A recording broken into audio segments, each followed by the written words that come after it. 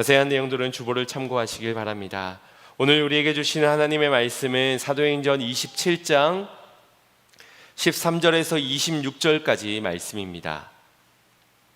사도행전 27장 13절에서 26절까지 말씀 제가 봉독해 올리겠습니다.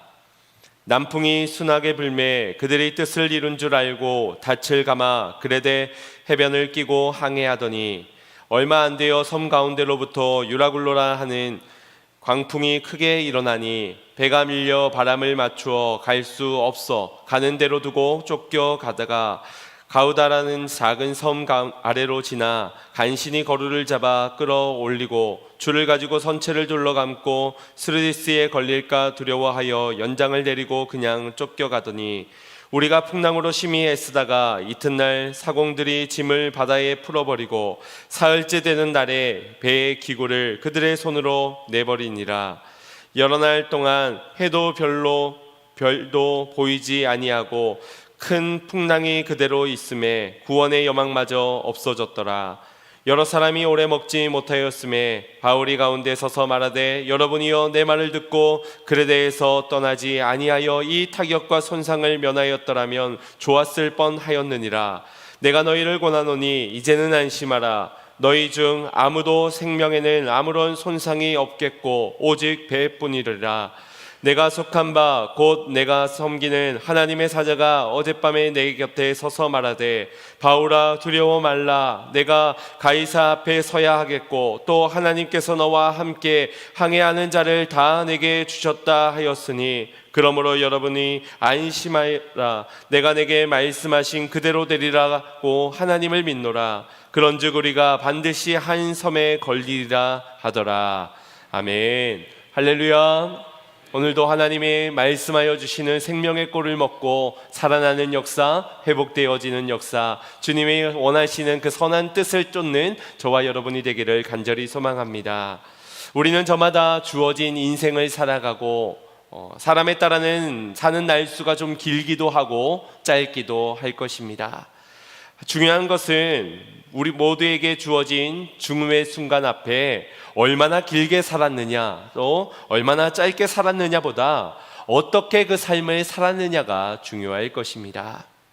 세례 요한은 30년을 조금 넘게 살았지만 그는 예수님이 오실 길을 예비하며 누구보다 의미 있는 생애를 살았습니다. 그런가 하면 엘리 제사장은 사사로서 보내온 세월만 40년이었지만 그는 하나님의 음성을 듣지 못한 자였고 자식들의 신앙적으로 잘 가르치지 못한 나머지 두 아들이 제사장임에도 불구하고 이 패역하는 죄를 범하게 되고 결국 죽음의 소식 앞에 이 엘리 제사장은 의자에 떨어져서 죽음을 맞는 비참한 최후를 맞이하기도 하였습니다. 또 모세는 120세를 살면서 사는 날 동안 하나님께서 맡기신 사명을 끝까지 감당하다가 부름을 받게 되었습니다. 물론 그는 약속의 땅에 들어가지 못하였습니다. 그러나 그의 인생은 결코 후회가 남을 인생이 아닌 것은 끝까지 하나님께서 맡기신 사명을 다 감당하였기에 하나님이 그를 불러주셨기 때문입니다.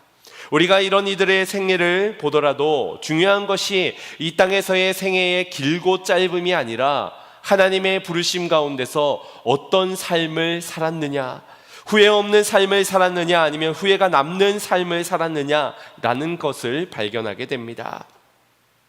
후회하지 않는 삶은 어떤 삶일까요? 사회적으로 높은 자리에 오르고 많은 부를 얻고 인기를 누리며 사람들의 인정을 받는 그런 삶이 과연 후회가 없는 인생일까요? 남들이 부러울 정도로 많은 것을 가지고 누리고 살았더라도 얼마든지 후회스러운 인생이 될 수 있고 또 대부분은 그런 후회가 남는 인생으로 마감을 하게 됩니다. 누가복음 16장에 기록되어진 부자와 나사로의 이야기를 보더라도 그러합니다. 부자는 남들이 너무나도 부러운 그런 인생을 살았지요. 많은 것을 가졌고요. 호화로운 집에서 날마다 친구들과 잔치를 베풀며 그렇게 즐기며 살았던 인생입니다. 그런데 정작 구원을 받지 못한 그는 영원한 지옥 불 가운데 영원한 고통을 받아야만 했습니다. 반면에 거지 나사로는 가난했고 병들었지만 구원을 받은 자입니다. 집도 없었고 친구도 없었고 또 화려한 옷도 없었던 그이지만 영원한 천국에서만큼은 기쁨을 누리며 살아갈 수 있었던 것입니다. 이 생의 자랑이 너무도 헛되다는 것을 비로소 깨닫게 된 부자는 아직 죽지 않은 자신의 형제들을 생각하며 아브라함에게 부탁을 하였습니다. 저 나사로를 보내서 내 형제들에게는 믿음을 가지라고, 복음을 믿으라고 제발 전해주세요. 하지만 때는 이미 늦었으니 그때의 후회해도 아무런 소용이 없는 것입니다. 누군가는 이 땅에 천국처럼 살다가 죽어서는 지옥 가운데 놓여집니다. 누군가는 지옥같이 이 땅을 살면서 죽어서는 저 천국을 누립니다. 여러분이라면 어떤 인생을 택하시겠습니까? 당연히 지혜로운 여러분들은 후자를 택할 것입니다. 그런데 인생은 꼭 그 두 가지만 있는 것이 아닙니다. 지옥처럼 살다가 지옥에 떨어지는 인생도 있고 천국처럼 살면서 죽어서도 천국에 가는 인생도 분명히 있는 것입니다. 어떤 인생이 후회되지 않겠습니까? 이 땅에서도 천국을 누리며 죽어서도 천국 가는 인생일 줄로 믿습니다. 여러분, 사랑이 넘치는 곳이 지옥일까요? 천국일까요? 용서하고 용납하고 섬기고 그런 모습들이 넘쳐나는 곳이 지옥일까요? 천국일까요? 낮은 모습으로 섬기며 겸손히 살아가는 것이 지옥에서의 체험을 하는 것은 분명 아닐 겁니다. 오히려 천국을 경험하게 되는 인생이지요. 왜냐하면 사랑의 나눔이 있는 곳에 주님이 계시니 그곳이 천국이 아니고 무엇이겠습니까? 섬김과 나눔이 있는 곳에 주님이 함께 계시고 용서와 긍휼이 흘러가는 곳에 하나님의 기쁨의 열매가 맺어지니 천국을 경험하는 인생은 바로 그런 인생일 것입니다. 이 땅을 살아가는 동안 사랑을 나누고 섬기면서 베풀고 용서하면서 그렇게 하나님의 열매로 기쁨을 누리는 삶, 사랑하는 성도 여러분, 우리가 이런 인생을 살아가야 하지 않겠습니까? 중요한 것은 이 땅을 살아가면서 우리의 마음이 어디에 있느냐에 따라서 우리의 이 땅에서의 삶의 모양도 달라지게 되는 겁니다. 내가 무엇에 마음을 두고 살고 있고 어떤 소망을 가지고 살고 있느냐에 따라 천국이 될 수도 있고 지옥이 될 수도 있는 것입니다. 부자 되는 것이 소망이고 힘을 갖는 것이 소망이고 건강하고 젊음이 나의 소망이고 내 곁에 사람이 소망이라면 그는 반드시 이 땅에서 절망을 경험할 수밖에 없을 겁니다. 우리가 신앙생활을 하면서도 그저 내가 잘 먹고 잘 사는 것, 그것에만 초점을 맞추고 살아간다면 아무리 천국 갈 믿음이 있다 하여도 이 땅에서는 지옥과 같은 절망의 삶을 경험할 수밖에 없다는 것입니다. 눈에 보여지는 그 소망의 것들은 분명 사라질 것들이요, 변질될 것들이요, 썩어질 것들이기 때문입니다. 여러분, 세상은 변하고 사람도 변하는 것이 진리 아닙니까? 환경도 변하고 상황도 변해진다는 것이 우리가 믿는 진리 아닙니까? 그러면서도 우리의 마음을 그곳에 두고 우리의 뿌리를 그 헛된 것에, 그 사라지고 썩어질 것에 두고 살아간다면 우리는 때마다 흔들리게 될 것이고 때마다 절망하고 결국 후회가 남는 인생으로 마감하고 말 것입니다. 모래 위에 집을 세우는 것만큼 어리석은 일은 없는 겁니다. 모든 것이 허사가 되기 때문입니다. 그러나 영원히 변하지 않는 예수 그리스도를 믿고 저 천국을 마음에 두고 진리의 말씀의 뿌리를 내리며 살아간다면 아무리 이 땅에 세상이 변하고 환경과 상황이 어려워도 우리는 절망하지 않을 수 있는 줄로 믿습니다. 바라기는 참 소망을 붙잡는 저와 여러분이 되기를 소망합니다. 변하지 않는 그 영원한 소망을 붙잡고 믿음으로 걷는 저와 여러분 되기를 소망합니다. 그때 우리가 후회가 남지 않는 유일한 해답이 되게 될 줄로 믿습니다. 영원한 저 하늘의 소망을 품고 굳건한 반석 위에 집을 세워가는 성도님들의 후회 없는 삶이 되기를 주님의 이름으로 축원드립니다. 그런 인생을 살았던 이가 바로 바울이라고 할 수 있습니다. 그는 실수도 있었고 부끄러운 과거도 있었지만 그러나 결코 후회가 남을 인생으로 마감하지는 않은 인물입니다. 다메섹에서 예수 그리스도를 만났을 때 누구보다도 절망했을 사람이 바울이지요. 누구보다도 후회가 되었을 인물이 바울입니다. 그러나 그 절망의 순간 비로소 그는 소망이 무엇인지, 이제껏 내가 붙잡았던 소망은 헛된 것이라는 것을 깨닫게 되고 참 소망을 그때부터 붙잡으며 더 이상은 후회 없는 인생이 되고자 그는 사명대로 소망을 따라 살아갔습니다. 오늘 말씀을 통하여서 저와 여러분도 지금까지는 후회가 남을 수 있는 인생을 살았을 수는 있지만 이제 말씀 가운데 은혜를 입어 참 소망을 붙잡고 참 소망을 따라 믿음으로 걷는 저와 여러분의 삶이 되기를 간절히 소망합니다. 오늘 본문의 배경부터 살펴보면 바울이 2년간의 이 감옥에서의 구금 생활을 하다가 이제 가이사에게 재판을 받기 위해 로마로 향하게 되는 배에 몸을 실게 됩니다. 그런데 이 바울 일행을 태운 이 배가 거슬러 항해를 하는 가운데 수많은 어려움들을 겪게 되는 겁니다. 그렇게 간신히 크레타 섬의 남쪽 미항에 이르게 되었습니다. 그곳에 도착한 바울은 이 모든 주도권을 가진 백부장에게 항해를 강행한다면 큰 어려움을 겪게 될 것이라는 경고를 하게 됩니다. 사실 이 바울은 고린도 후서에 보면은 선교 여행을 가면서 이 수많은 바다 여행 가운데서 파선의 위험을 당한 적이 3번이나 있었다라고 기록할 정도로 그는 이런 어려움을 많이 겪어본 인물입니다. 하지만 이 백부장은 이 바울의 말보다는 선장과 선주의 말, 그리고 무리들의 의견에 귀를 기울였습니다. 그들의 말들은 괜찮다라는 결론입니다. 아직까지는 위험하지 않다. 지금의 날씨에는 얼른 베닉스에 도착하는 것이 더 나을 것이다. 선장과 선주는 바다의 전문가이자 베테랑입니다. 그러니 백부장이 그들의 말을 듣는 것은 사실 어쩌면 당연한 선택이라고도 볼 수 있습니다. 하지만 이 백부장이 간과했던 한 가지는 사람은 누구나 자신의 이익을 먼저 생각한다라는 것입니다. 결국 선장과 선주가 상황을 보고 환경을 보고 앞으로 예견해서 어떤 일이 벌어질까를 대비하는 그들이지만 그들에게 먼저 우선시되는 것은 사람의 안전보다는 그들의 성공과 유익이었다는 것입니다. 미항이라는 곳에 정박해 있으면은 배가 파손이 될 수도 있고 또 그 배 안에 실려있는 여러 곡식들과 값진 보물들이 이 바다에 유출될 수도 있는 그런 상황 가운데 하루라도 빨리 목적지에 도착하기 위해서는 지금 브닉스로 가는 것이 더 낫겠다 싶은 겁니다. 여러 사람들도 저마다의 비즈니스적 생각을 하면서 지금 미항에 있는 것보다 비닉스 항구에 머물렀다가 빨리 로마로 가는 것이 더 안전하고 더 효율적이고 더 나을 것이라고, 그래서 저마다 출항하기를 주장하였습니다. 그리고 결국 이 백부장은 여러 사람들의 소리를 듣고 바울의 말을 무시한 채 출항을 가행하게 됩니다. 그때의 상황을 한번 보십시오. 오늘 본문 첫 절 13절에 이렇게 표현하고 있습니다. 합독하겠습니다. 남풍이 순하게 불매 그들의 뜻을 이룬 줄 알고 닻을 감아 그들의 해변을 끼고 항해하더니. 아멘.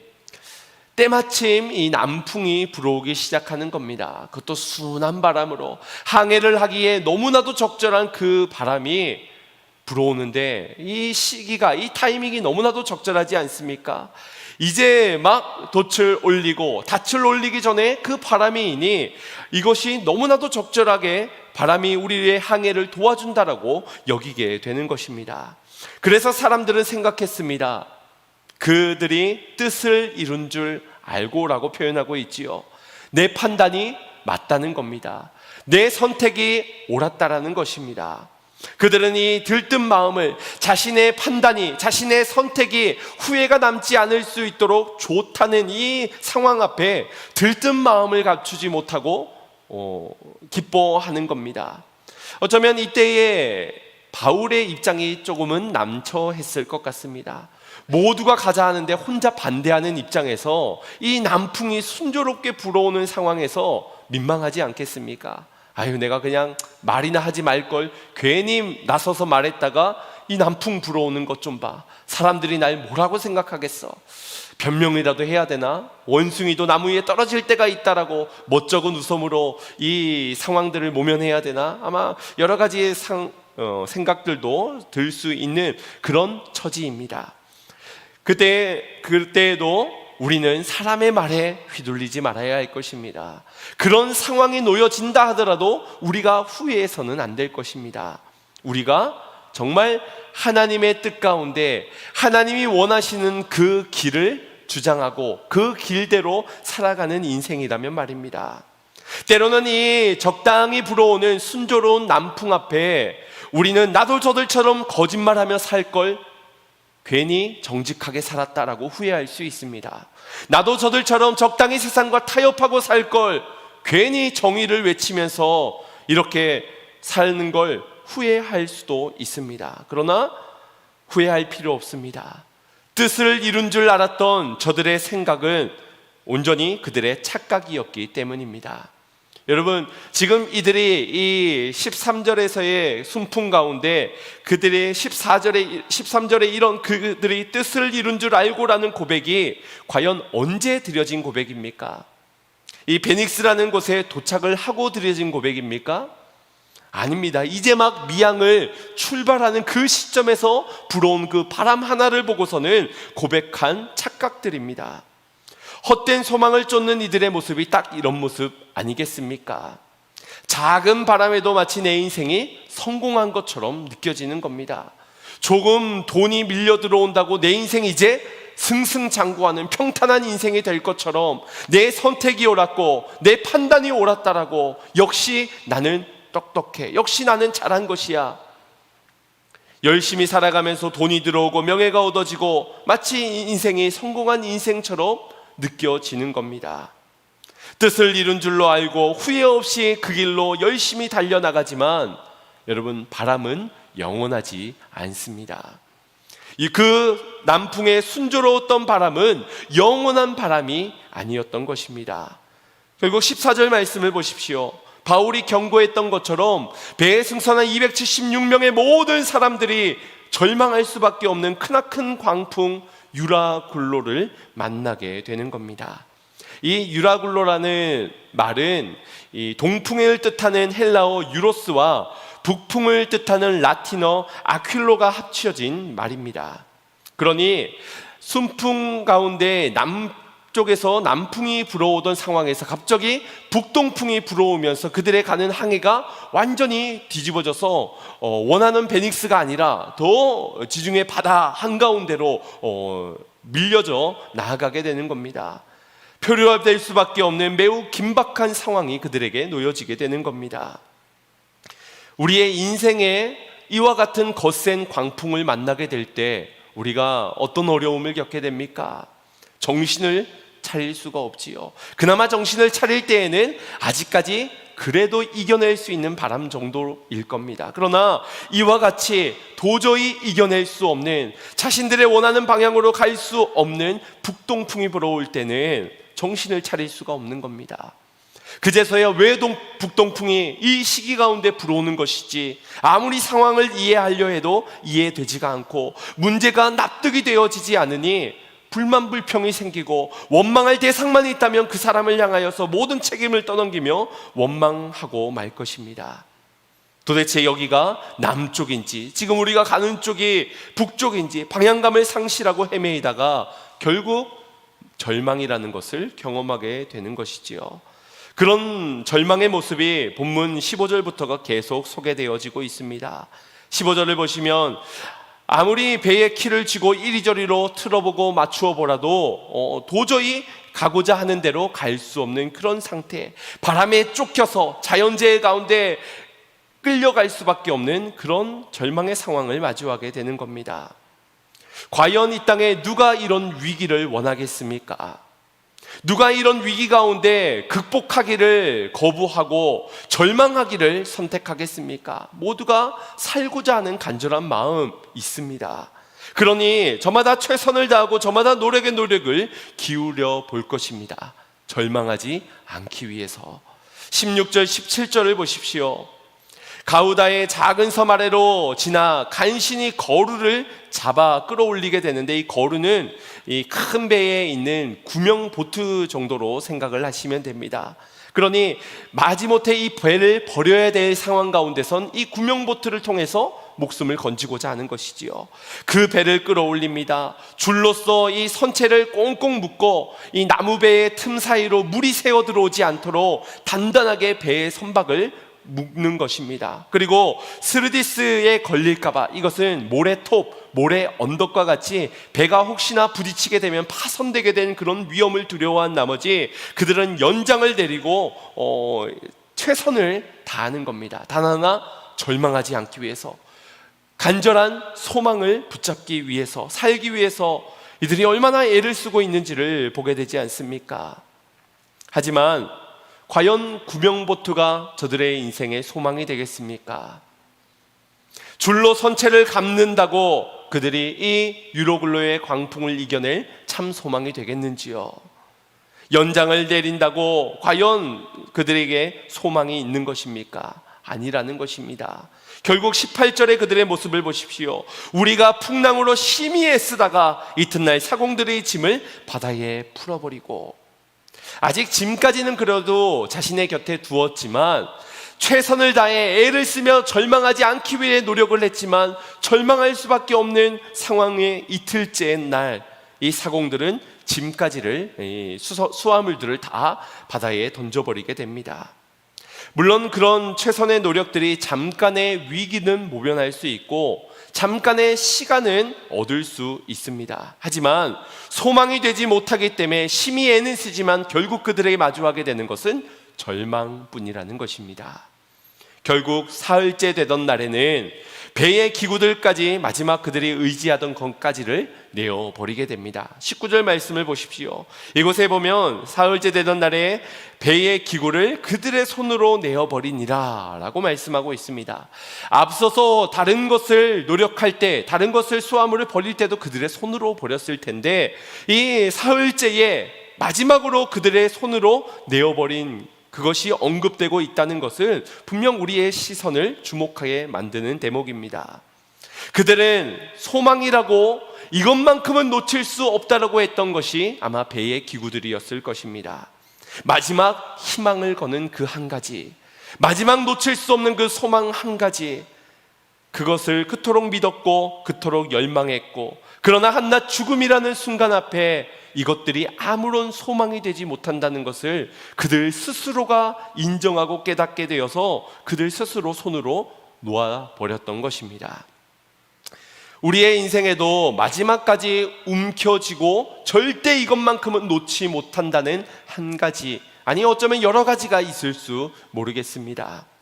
이것만큼은 절대 안 된다고, 하나님이 아무리 그러셔도 이것만큼은 절대 놓을 수 없다라고 말입니다. 그러나 주님은 다른 것을 놓는 것은 소용없다, 그 손에 움켜진 그것을 놓아라 라고 말씀하십니다.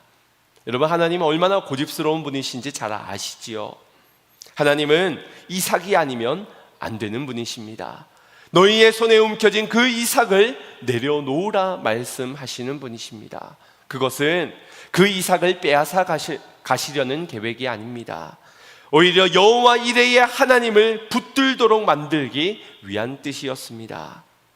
그러나 손으로 이 이삭을 움켜쥐고 있으면 우리는 좀처럼 놓을 수가 없는 고집불통이 되고 말지요. 이것을 움켜쥐고 놓지 않는 한 우리는 결코 여호와 이레의 하나님을 만날 수 없는 겁니다. 그러니 주님은 말씀하시는 겁니다.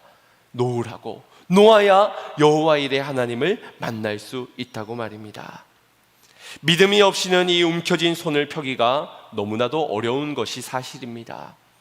어떻게 돈을 포기하겠습니까? 어떻게 사람을, 어떻게 내가 여기까지 쌓아 올린 이 모든 업적들을 포기할 수 있단 말입니까? 그래서 주님은 때론 풍랑을 사용하셔서라도 억지로라도 그 손에서 놓여지게 하는 것입니다. 다만 믿음 없는 사람들의 반응은 그때에 이러할 것입니다. 20절 말씀 합독해 보겠습니다. 시작. 여러 날 동안 해도 별도 보이지 아니하고 큰 풍랑이 그대로 있음에 구원의 여망마저 없어졌더라. 아멘. 어쩔 수 없이 놓아지는 그 순간 가운데서 마주하게 되는 것은 이제 살 소망마저 끊어지게 되는, 구원의 여망마저 놓쳐버리게 되는 그런 절망을 경험하게 되는 겁니다. 하늘의 해를 보면서, 그 위치를 보면서 이 키를 잡고 운행을 해왔던 항해자들이 하늘의 해와 별이 보이지가 않으니 도대체 어디로 가야 되는지, 어디가 돌파구인지 알 수가 없는 겁니다. 그렇게 방황하고 혼란을 겪게 되면서 그들은 구원의 여망마저를 놓치게 되었습니다. 이것이 믿음 없는 자들의 일반적인 반응일 겁니다. 사람들은 이 순간을 맞이하지 않기 위해서 그토록 애를 쓰며 살아갑니다. 돈을 잃어버리게 되었을 때의 두려움, 내가 직장에서나 이 명예나 위치나 인기나 평가나 이런 것들을 놓쳐버리게 되었을 때 그때의 그 두려움이 싫어서 그토록 애를 쓰며 거짓말을 해서라도, 불의와 타협을 해서라도, 신앙을 포기하면서까지도 그것을 붙들려 합니다. 하지만 죽음의 문제 앞에 과연 그것들이 어떤 소망이 되겠습니까? 다 부질없다는 것을 이 죽음의 문제 앞에서는 절실하게 깨닫게 되는 것입니다. 하지만 이 순간은 이제껏 가졌던 세속적인 가치관이 완전히 뒤바뀌게 되는 그런 순간입니다.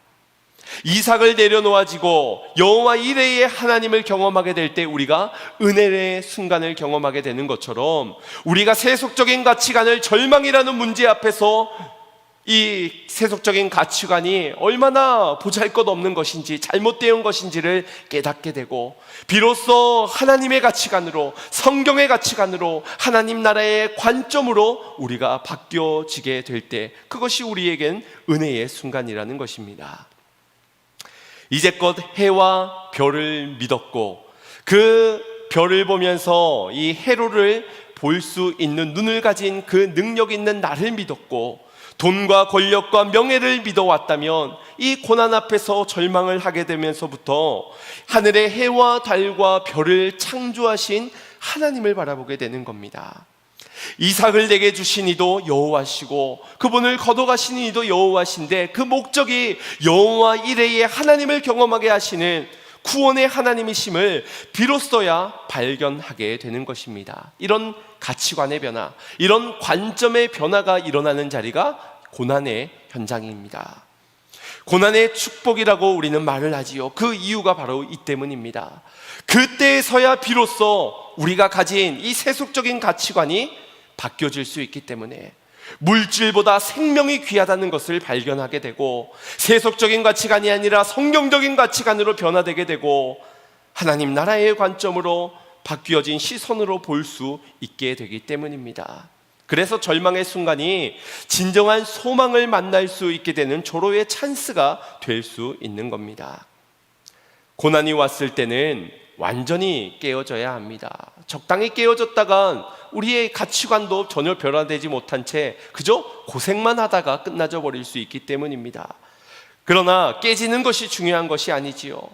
새로운 가치관으로, 하나님의 뜻으로 변화되어야 하는데, 우리가 깨어졌는데 다시 빚어질 때 옛 구습으로 빚어진다면 무슨 소용이 있겠습니까? 고난을 당했는데 여전히 돈이 최고야, 고난을 당하고서도 여전히 사람이 우상이 되고, 그렇게 명예와 인기를 쫓는 인생으로 살아간다면 고난은 아무런 유익이 없는 것입니다. 관점이, 가치관이 바뀌어져야 할 줄로 믿습니다. 여러분의 마주한 모든 고난의 순간들이 축복의 통로가 되어질 수 있도록 깨어지는 삶, 그러나 주님이 원하시는 참된 소망을 붙드는 인생들이 되시기를 주님의 이름으로 축원드립니다. 많은 것을 잃어도 영원한 것을 얻을 수만 있다면, 헛된 소망을 잃어버려도 참된 소망을 붙잡을 수만 있다면 고난이 축복이 아니겠습니까? 때로는 우리가 원하고 바라던 그 길을 하나님께서 막으실 때도 있을 겁니다. 이유도 알 수 없고 이해가 되지 않을 수도 있겠지만 절망하지 마십시오. 그때에 내가 왜 이렇게까지 흔들리는가? 왜 이 문제 앞에 내가 왜 이렇게까지 요동치고 절망하게 되는가?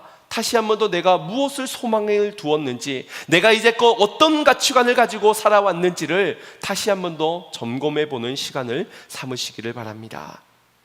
우리가 참된 소망을 가지고 살아간다면 후회할 일도 두려워할 일도 없습니다. 하나님의 완벽한 타이밍에 반드시 하나님의 선한 뜻이 우리의 삶 가운데 이루어지게 될 것이기 때문입니다. 우린 참 소망을 가지면 유로굴라 같은 풍랑을 만나지 않을 것을 기대하고 있는지도 모릅니다. 이 꿀단지에 모셔둔 것에 독이 깨지지 않도록, 그래서 새는 것이 없도록 그것을 기대할 겁니다. 하지만 바울은요, 풍랑을 만날 걸 알면서도 그 배에 승선하였습니다. 아니, 그 먼저 예루살렘으로 가면 많은 핍박과 어려움을 당할 것을 알면서도 그 길에 올랐습니다. 피하려면 얼마든지 피할 수 있었지만 그는 고난의 그 길을 알면서도 걸어갔던 것입니다. 왜요?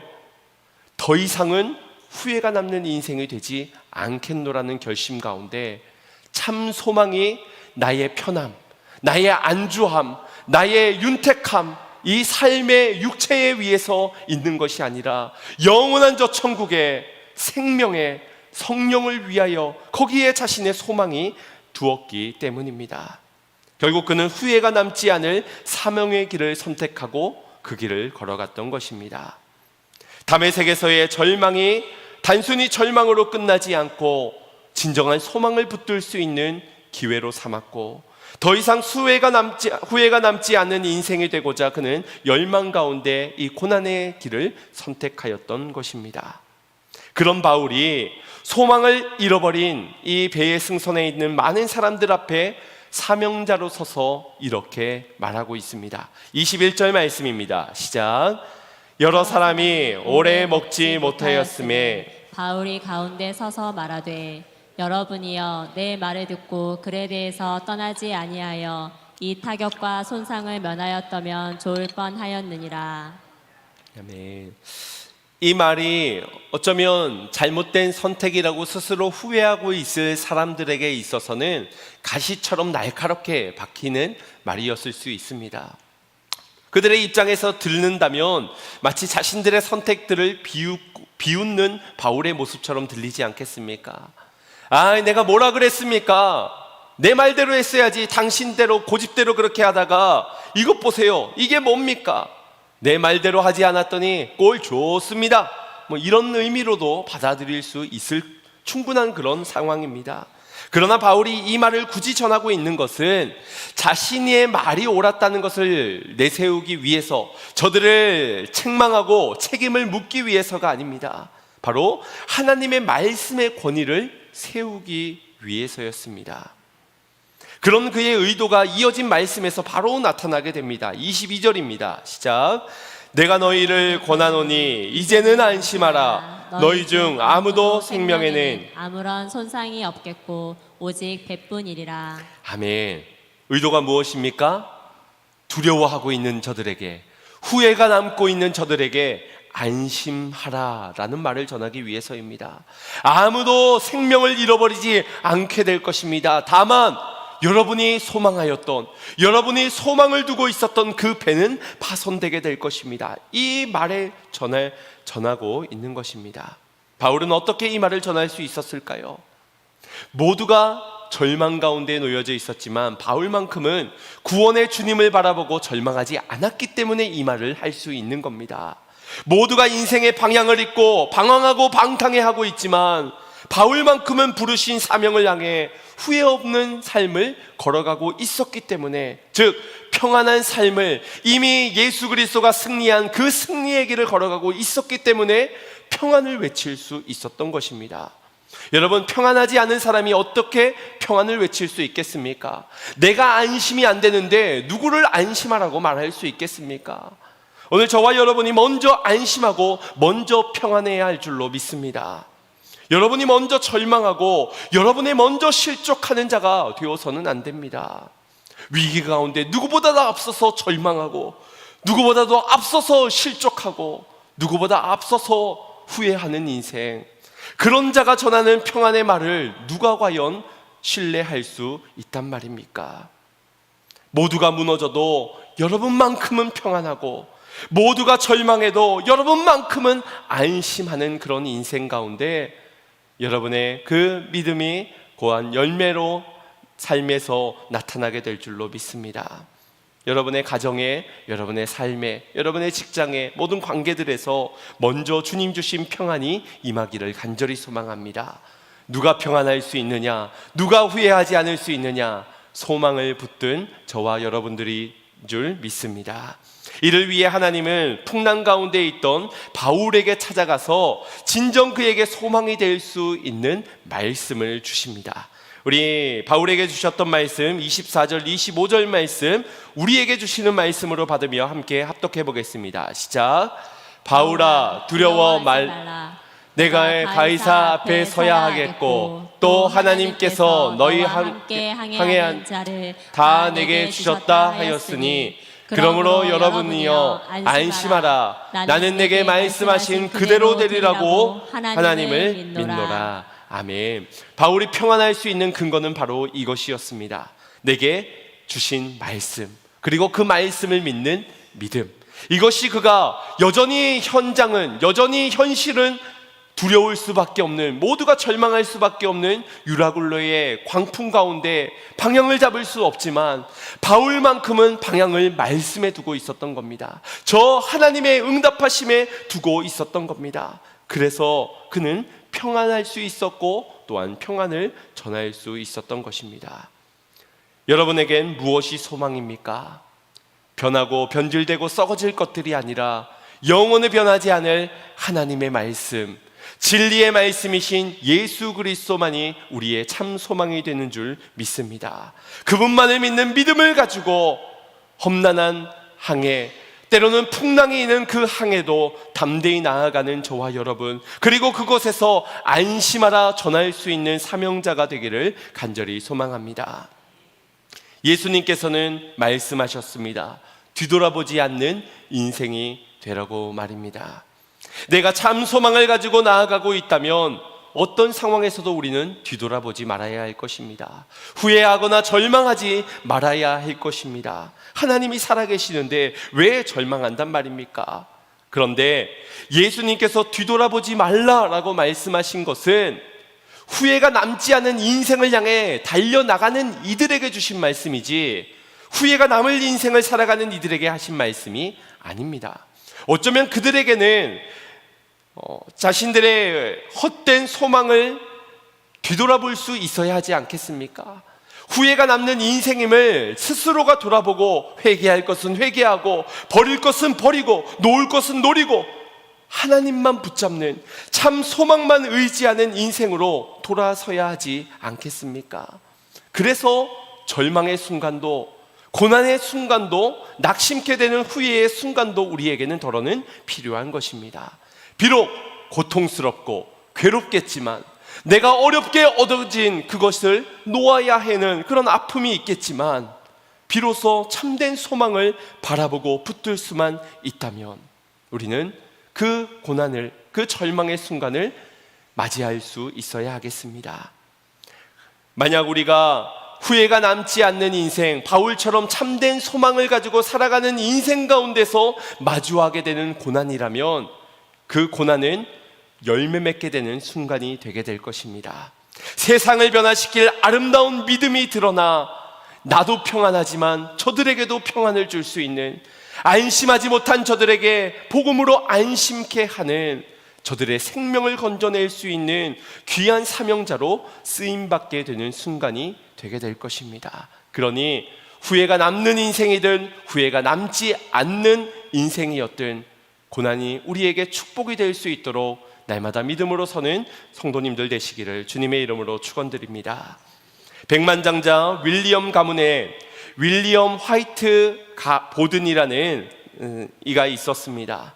그는 1904년 시카고에 있는 고등학교를 졸업할 때 그 해에 이미 낙농장의 법적 상속인으로서 이미 백만장자에 오르게 되었습니다. 그는 이 부모님의 화려한 유산들을 뒤로 업고 어머니의 인도를 받아 교회를 가 예수님을 영접하게 됩니다. 그리고 그는 세계 여행을 하던 중에 예수님을 몰라 방황하고 고통 속에 살아가는 사람들의 모습을 보면서 그는 젊은 나이에 세계 선교를 꿈꾸게 됩니다. 그리고서는 집으로 한 통의 편지를 보내게 되는데 그 편지 안에 이런 내용이 있었습니다. 나는 내 일생을 전도 사업과 그 일에 대한 준비에 바치겠습니다. 그의 이러한 결심은 말뿐이 아니었습니다. 이 편지를 보내면서 그는 받은 모든 상속된 유산들을 선교단체에 다 기부를 하게 됩니다. 그리고 그 날짜에 자신의 성경책 뒤쪽에 하나의 문구를 쓰게 되었는데 바로 하나도 남김없이라는 글귀를 썼습니다. 이후에 그는 예일 대학을 졸업하면서 아버지로부터 자신의 회사에 와서 좋은 보수를 줄 테고 안정된 자리를 허락할 테니 돌아와라 말하였지만 그는 당당히 이 제의를 거절하고선 다시 한 번 더 자신의 성경책에 이런 글을 썼습니다. 후퇴 없이. 그리고 프린스턴 신학교에서 공부를 마치고 중국에 있는 회교자들에게 복음을 전하기 위해서 항해를 하던 중 선교의 준비를 위하여서 이 이집트라는 곳에 머물게 되었는데 그곳에서 그만 척추 내막염에 걸려서 한 달이 채 못 되어 25살이라는 젊은 나이에 죽음을 맞이하게 되었습니다. 사람들은 말하였습니다. 하나님의 뜻이 아니었던 것 같다고. 그가 아주 헛된 일을 했다라고 말하였습니다. 그러나 그가 이집트에서 이 척추 뇌막염에 고생을 하면서 그가 이 앞서 고백했던 두 가지의 결심 바로 밑에 나머지 하나의 고백을 쓴 것이 바로 후회 없음이라는 글귀였습니다. 그는 남김없이 그리고 후퇴 없이 후회 없이 그렇게 살아갔습니다. 그의 인생을 한마디로 말하자면 예수에게 올인한 인생이라고 말할 수 있습니다. 그러면서도 후회가 없는 인생이었다. 그런 그의 수첩에는 자신에게는 언제나 노라고 말하고 예수님께 늘 예스라고 말하는 인생을 기준으로 삼았습니다. 또 그의 일기장에는 좌우명으로 늘 자신을 부인하고 예수께 순종하리라 라는 그런 당찬 결단까지도 쓰여져 있었다고 합니다. 비록 꽃다운 나이에 수많은 상속된 재산들을 누려보지도 못한 채, 아니 선교를 가서 제대로 선교 한번 해보지 못하고 죽게 된 인생이었지만 그는 결코 후회 없는 인생을 살아갔습니다. 그런 그의 인생을 통해 수많은 열매가 맺혀지게 되었기 때문입니다. 그가 졸업한 예일 대학에서는 그의 후배들이 보든의 뒤를 이어서 선교사로 나가게 되었고, 중국의 란초우라는 곳에 가면 이 윌리엄 보든을 기억하는 사람들이 병원을 짓고 그곳에서 병든 자들을 치료하면서 중국의 무슬림들이 이 병원을 통해 예수님을 알도록 복음을 전하게 되었다고 합니다. 여러분, 오늘 저와 여러분들도 한번 스스로에게 물어봤으면 좋겠습니다. 나는 지금 무엇을 위해 살아가고 있는지를, 나는 정말 후회가 남지 않을 그 인생을 살아가고 있는지를 말입니다.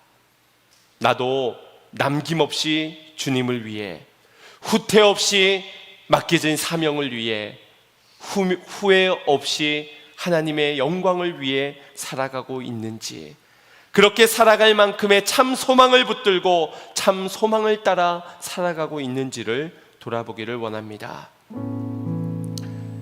험난한 인생 가운데서 사람을 바라보면서 어찌 실족하지 않을 수 있겠습니까? 상황과 문제를 바라본다면 반드시 흔들리게 될 것입니다.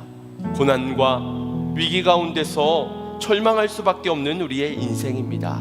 그러나 변하지 않는 말씀을 붙잡는다면 안심할 수 있습니다. 영원한 저 천국을 바라본다면 흔들리지 않을 수 있습니다. 진리의 빛이신 예수 그리스도와 함께 동행하며 그분을 따라 걷는 참된 소망을 가진다면 우리도 후회하지 않는 인생으로 살아갈 수 있는 줄 믿습니다. 남김없이, 후퇴 없이, 후회 없이 살아가는 성도님들 되십시오. 하늘의 소망을 가지고 어떤 위기에도 거기에 소망의 닻을 내리고 요동하지 않는 흔들리지 않는, 오히려 평안하고 오히려 평안을 전하는 사명자로 살아가는 모든 성도님들 되시기를 바랍니다. 그렇게 후회 없는 삶을 살아가야 영광스러운 저 천국에서 주님이 주시는 생명의 면류관을 얻는 모든 성도님들의 인생들이 되시기를 주님의 이름으로 축원드립니다. 우리 말씀을 생각하시면서 우리의 소망이 오직 주님께 있음을 함께 찬양 고백 가운데 고백하며 결단하여 기도드리겠습니다. 무엇이 변치 않아, 무엇이 변치 않아, 내 소망이 되며 무엇이 한결같아, 내 삶을 품으리.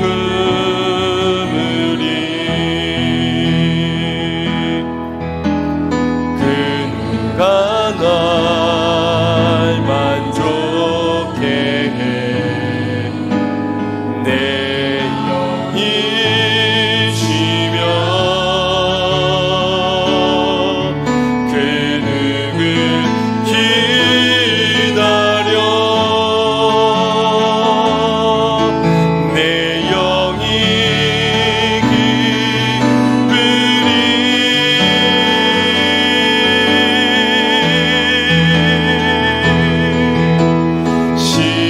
십자가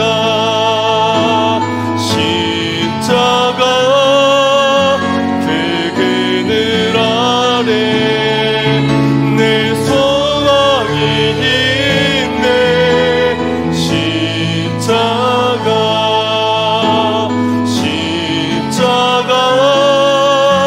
그 그늘 아래 내 생명이 있네.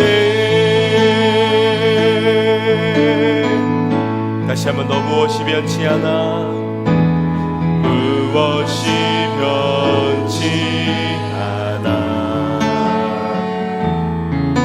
내 소망이 되며 무엇이 한결같아, 내 삶을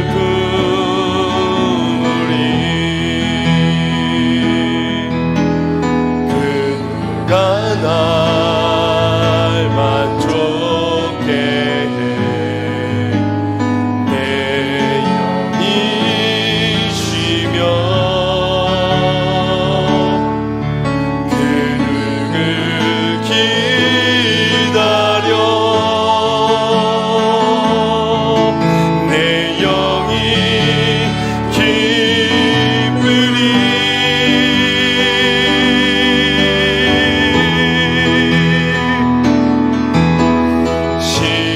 십자가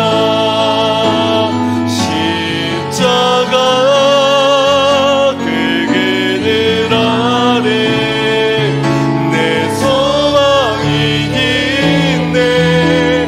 십자가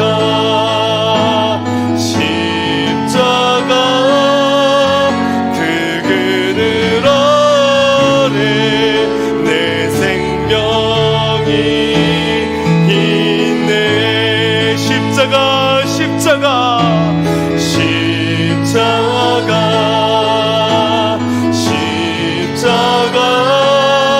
그 그늘 아래 내 소망이 있네.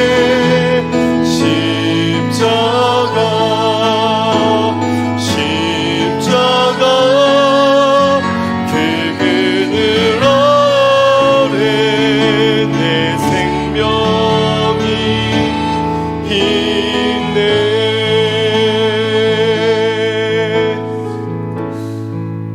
십자가를 바라보면서 절망하는 이들도 있습니다. 그 고통을, 그 괴로움을, 그 고독과 외로움을 견딜 수 없어 그 십자가를 보며 절망하고 실족하는 무리들이 있을 겁니다. 그러나 하늘 소망을 바라보는 자, 부활의 소망을 꿈꾸는 자, 예수 그리스도와 함께 살아가기 결단하는 자들에게 십자가는 소망인 줄로 믿습니다. 생명인 줄로 믿습니다. 후회가 남지 않는 유일한 길인 줄로 믿습니다. 주여, 십자가를 품고 십자가의 길을 걸어가는 인생 되게 하여 주시어 우리로 하여금 평안을 누리게 하여 주시옵시고 평안을 전하는 자가 되게 하여 주시옵소서. 십자가의 길대로 사명대로 살아가 후회가 남지 않는 그러한 인생들이 되게 해달라고 우리 이 시간 간절히 주여 한번 부르짖고 기도하겠습니다. 주여,